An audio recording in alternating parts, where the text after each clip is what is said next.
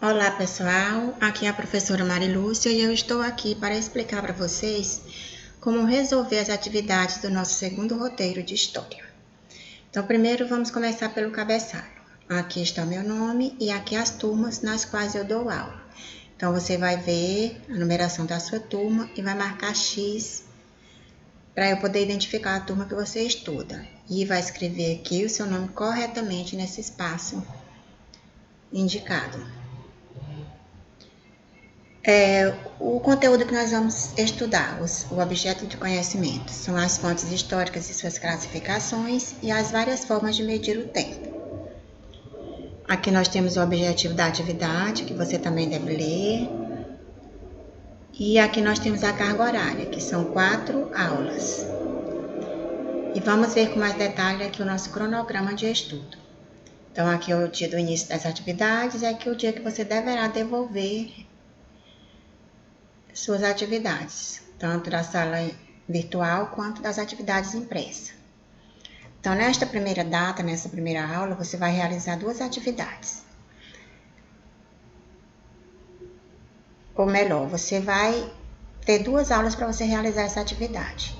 Então, aqui eu estou explicando para você que essa é uma atividade avaliativa, porque a gente ainda não tinha fechado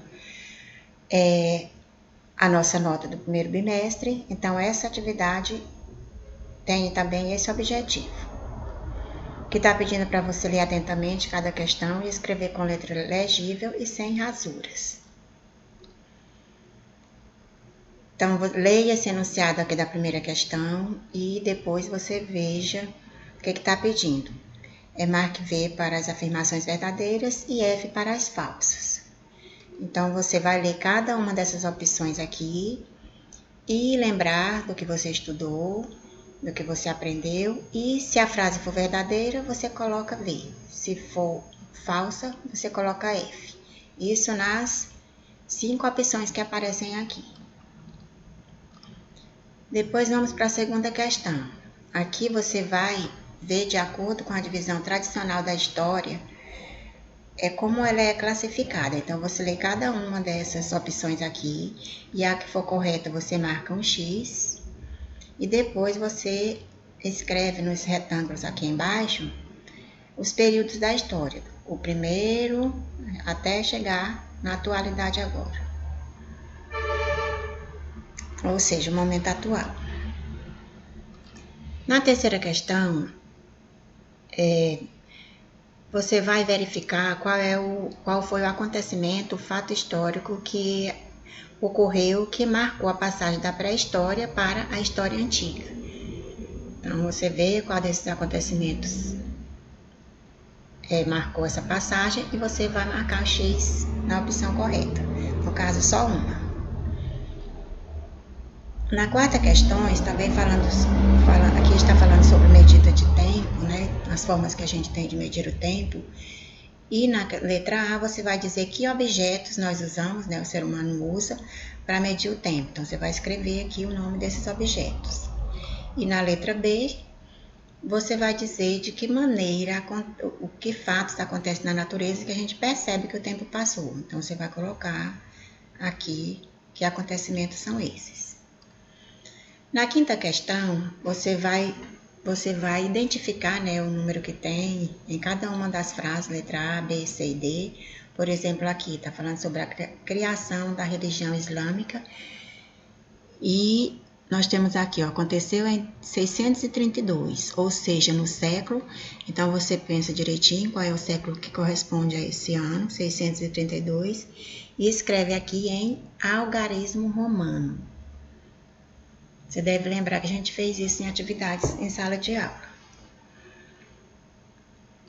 Para a questão 6, para responder a questão 6, você vai fazer o quê? Você vai ler esse texto e a partir das informações dele, você vai marcar, né, ler e marcar a opção correta na questão 6 e na 7. Então, aqui na 6, está pedindo para você marcar a alternativa que apresenta 3 fontes históricas escritas, retiradas do texto, né? Então, essas fontes históricas escritas, elas têm que ter sido citadas aqui no texto. E na questão 7, você vai dizer 3 tipos de medida do tempo cronológico, também retirados do texto. Se você não lembrar o que é cronológico, você pesquisa no seu livro, na internet ou em outro meio que você tiver acesso. Na questão 8, você vai observar essa imagem com atenção e você pode verificar que ela representa as pinturas rupestres. E aqui você vai ver qual dessas frases está explicando o que são pinturas rupestres. E aí você marca um X na opção correta. Na atividade 3, você vai ler os textos abaixo. O primeiro é pré-história no Tocantins, ou melhor, pré-história do Tocantins. Então, você lê com atenção esse texto. Esse texto foi retirado aqui, ó, nesse endereço eletrônico, que foi no G1, na Globo. E foi um texto de 2013. Então, se você quiser e puder, você também pode entrar nesse endereço e ler o texto completo. Você terá mais informações ainda. Depois temos o outro texto. O interior do Tocantins abriga o maior monumento fossilizado do mundo. Então, aqui tem umas imagens, né, mostrando essas árvores fossilizadas. E aqui está explicando de onde foi retirada essa foto.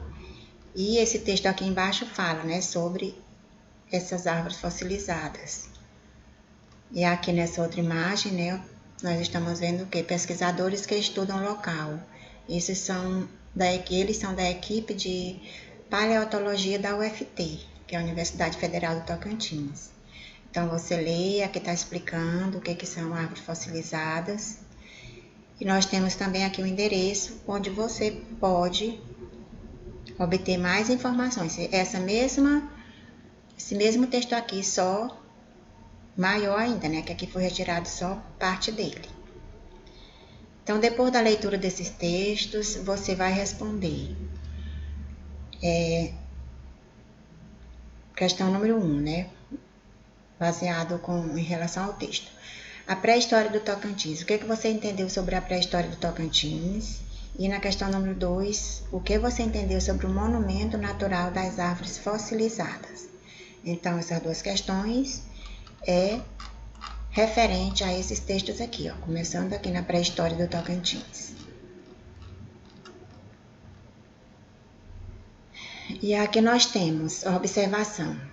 Essa atividade deverá ser manuscrita exclusivamente de caneta esferográfica na cor azul ou preta. Então, isso é para os alunos que vão entregar a atividade impressa. Então, não pode ser de lápis. Você vai usar uma dessas cores aqui de caneta para poder responder. Como eu falei lá no início, que é uma atividade avaliativa, então, nós vamos avaliar os seguintes pontos. Primeiro, a compreensão sobre os conteúdos estudados, que a gente vai perceber através da argumentação e clareza das respostas. A pontualidade, que nós vamos perceber através do cumprimento na data da devolução deste material. E o compromisso e responsabilidade, que é através da realização de todas as atividades. Ou seja, você não deve deixar nenhuma uma questão sem responder e caprichar para responder todas corretamente. Nesse espaço aqui, você pode colocar, para eu ficar sabendo, né, quais são as suas facilidades ou dificuldades que você teve ao realizar ao concluir esse roteiro, né, fazer este roteiro. E aqui embaixo nós temos a nossa forma de comunicação, né? Ou você pode entrar em contato comigo pelo WhatsApp nos dias indicados, que são colocados lá nos grupos de WhatsApp da turma. Então, eu desejo para vocês um bom estudo, que vocês realmente consigam adquirir mais conhecimentos.